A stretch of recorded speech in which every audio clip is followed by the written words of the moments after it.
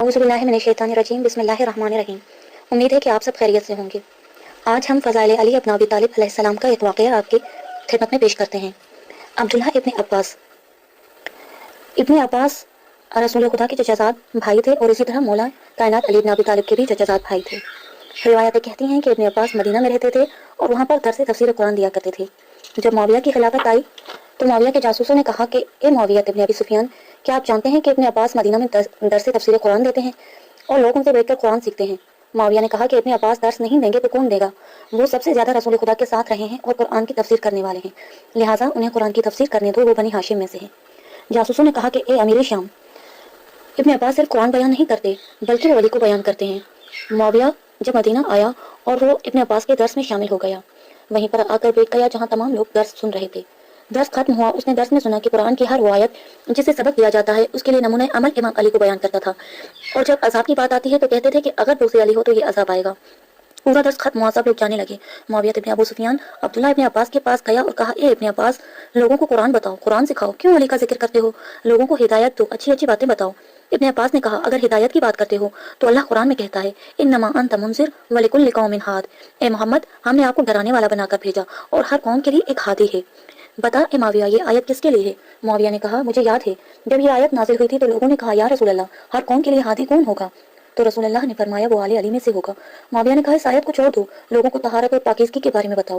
ابن عباس نے کہا، اگر پاکیزگی کی بات کرتے ہو تو خدا قرآن میں کہتا ہے، انما یرید اللہ لیذھب عنکم الرجس اہل البیت ویطہرکم تطہیرا، پروردگار چک چادر کے نیچے 5 پاکیزہ ہستیوں کو لے کے آتا ہے۔ جیسے ہی اس آیت کو پڑھا تو معاویہ کہنے لگا، جانتا ہوں، حدیث قصہ مشہور ہے، اللہ نے ان کی طہارت کی گواہی دی ہے، اس بات کو چھوڑ دو، لوگوں کو زکوٰۃ کے بارے میں بتاؤ، اوامر و نواہی کے بارے میں بتاؤ۔ جناب ابن عباس نے کہا، اگر زکوٰۃ کی بات کرتے ہو تو خدا قرآن میں کہتا ہے، انما ولیکم اللہ ورسولہ والذین آمنوا والذین یقیمون الصلاۃ ویؤتون الزکوٰۃ وہم راکعون، بے شک اللہ ولی ہے اور اللہ کا رسول اور وہ لوگ جو نماز قائم کرتے ہیں اور حالت رکوع میں زکوٰۃ دیتے ہیں۔ جب معاویہ نے یہ بات سنی تو کہا، جانتا ہوں، یہ واقعہ، یہ آیت علی کے لیے ہے جب انہوں نے رکوع کی حالت میں زکوٰۃ دی۔ اس بات کو بھی چھوڑ دو، لوگوں کو اللہ کی اطاعت کی جانب لے کر آؤ، رسول کی اطاعت کی بات کرو۔ ابن عباس نے کہا، اگر اطاعت کی بات کرتے ہو تو خدا قرآن میں کہتا ہے، یا ایھا الذین آمنوا اطیعوا اللہ واطیعوا الرسول واولی الامر منکم۔ تو ابن عباس نے کہا، بتا اے معاویہ، صاحبان امر کون ہے؟ تو معاویہ نے کہا، جانتا ہوں، رسول خدا نے بھری مسجد میں کہا تھا، صاحب امر وہ ہے جس کو میں وہی تعلیم عطا کرتا ہوں جیسے مجھ پہ نازل ہوئی ہے، جو میرے ساتھ خلوت میں بھی ہے اور جلوت میں بھی، میدان میں بھی ہے اور میرے ساتھ بستر میں بھی۔ تو کہنے لگا، ابن عباس، تم جانتے ہو یہ بھی علی کے لیے ہے، اس بات کو چھوڑ دو۔ غصے میں آ کے کہا، لوگوں کو اتحاد کی طرف لے کر آؤ، کیوں الگ الگ باتیں کرتے ہو؟ ایک کرو لوگوں کو۔ ابن عباس نے کہا، اگر اطاعت کی بات کرتے ہو تو خدا قرآن میں کہتا ہے، وَاعْتَصِمُوا جَمِيعًا وَاعْتَصِمُوا بِحَبْلِ اللَّهِ جَمِيعًا وَلَا تَفَرَّقُوا، اللہ کی رسی کو مضبوطی سے تھامے رکھو اور آپس میں تفرقہ نہ پھیلاؤ۔ جیسے ہی ابن عباس نے یہ آیت پڑھی، معاویہ نے فوراً کہا، جانتا ہوں۔ جیسے ہی یہ آیت رسول اللہ کے سامنے نازل ہوئی تو لوگوں نے کہا، یا رسول اللہ کی رسی کون ہے؟ تو آپ نے فرمایا، اِنَّ عَلِيًّا حَبْلَ الْوَرِيدِ، علی اللہ کی وہ مضبوط رسی ہے جو علی کو تھام لے گا وہ کبھی تفرقے میں نہیں پڑے گا۔ پھر فرمایا، حق علی کے ساتھ ہے اور علی حق کے ساتھ ہے۔ معاویہ نے کہا، اس بات کو چھوڑو، لوگوں کو خوش کرنے میں کیوں لگے ہو؟ لوگوں کو بتاؤ، اللہ کی خوشی کے لیے اعمال کریں، نیکیاں کریں۔ اگر اللہ کی خوشی کی جناب ابن عباس نے کہا، اگر اللہ کی خوشی کی بات کرتے ہو تو اللہ لَیلَۃُ الْمُبِین میں یہ آیت نازل کر۔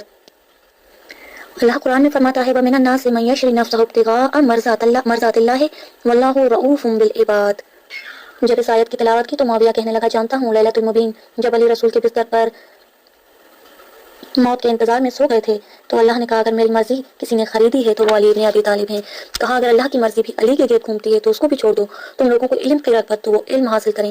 جناب ابن عباس نے کہا، اگر علم کی بات کرتے ہو تو خدا قرآن میں کہتا ہے، شہیدم بینی و بینکم ومن عندہ علم الکتاب، اے محمد، ہمارے اور تمہارے درمیان ایک گواہ کافی ہے جس کے پاس علم کتاب ہے۔ جب ابن عباس نے یہ آیت تلاوت کی تو معاویہ کہنے لگا، میں جانتا ہوں، رسول خدا نے بارہا فرمایا، جب جب میرے اوپر وحی نازل ہوتی ہے، میرے اور اللہ کے درمیان تنہا ذات جو گواہ ٹھہری ہے وہ علی ابن ابی طالب ہے، لہٰذا علم کی بات چھوڑ دو، لوگوں کو اسلام کی فتح اور نصرت کے بارے میں بتاؤ۔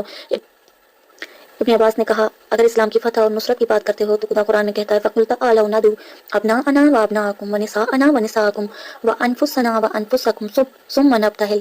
تو اللہ مباہلہ کا میدان سجا دیتا ہے۔ معاویہ کہنے پر مجبور ہوا، جانتا ہوں، مباہلہ کا میدان تھا تو اس وقت خاندان رسالت تھا جس نے اسلام کو فتح دی اور علی رسول خدا کا نفس قرار پائے۔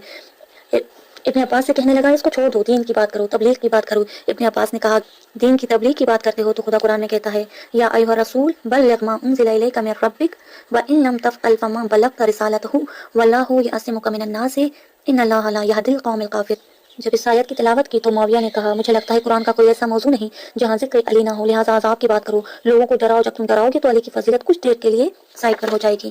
ابن عباس نے کہا جب میدان غدیر میں رسول اللہ نے اعلان ولایت کر دیا تو اس کے بعد ایک شخص آپ کے پاس آیا اور کہا یا نبی، یہ اعلان جو آپ نے کیا ہے یہ آپ نے کیا ہے یا اللہ نے کیا ہے؟ اگر یہ آپ نے کیا ہے تو میں نہیں مانتا، اگر یہ اللہ نے کیا ہے تو ابھی میرے اوپر اللہ کی طرف سے عذاب آئے اور میں مر جاؤں گا، لیکن علی کے ہاتھ بیعت نہیں کروں گا۔ تو قرآن کہتا ہے سأل سائل بعذاب واقع، سوال کرنے والے نے عذاب مانگا اور اللہ نے عذاب بھیج دیا۔ معاویہ نے کہا کوئی ایسی آیت نہیں ملتی جس میں علی کا ذکر نہ ہو، یہ سب تم نے بتائی، اب میں تمہیں ایک آیت سنا دیتا ہوں، وہ پڑھو۔ ابن عباس نے کہا سنا دیں۔ معاویہ نے کہا سورہ زلزال کی آیت وَإِذَا زُلْزِلَتِ الْأَرْضُ زِلْزَالَهَا وَأَخْرَجَتِ الْأَرْضُ أَثْقَالَهَا وَقَالَ الْإِنسَانُ مَا لَهَا۔ جب معاویہ نے یہ آیت سنائی، ابن عباس نے کہا اے معاویہ مجھے معاف رکھنا، یہ آیت بھی جب نازل ہوئی اس کے 1 سال بعد مدینہ میں زلزلہ آیا، لوگ ڈر گئے، مولا علی کے دروازے پر آئے، مولا زمین پر اپنا پاؤں مارتے اور کہا ابو تراب تمہیں حکم دیتا ہے خاموش ہو جاؤ۔ اس صورت میں ایک انسان زمین کو کہے گا تجھے کیا ہوا ہے؟ اس دن کے بعد کوئی ایسا محدث نہیں جس نے اس آیت کو پڑھا ہو اور علی کی فضیلت کو ذکر نہ کیا ہو۔ اب معاویہ یہ کہنے پر مجبور ہو گیا کہ اے ابن عباس تم یہ کیوں نہیں کہتے؟ جب تک قرآن باقی ہے علی کی فضیلت باقی رہے گی، جب تک قرآن رہے گا علی رہے گا۔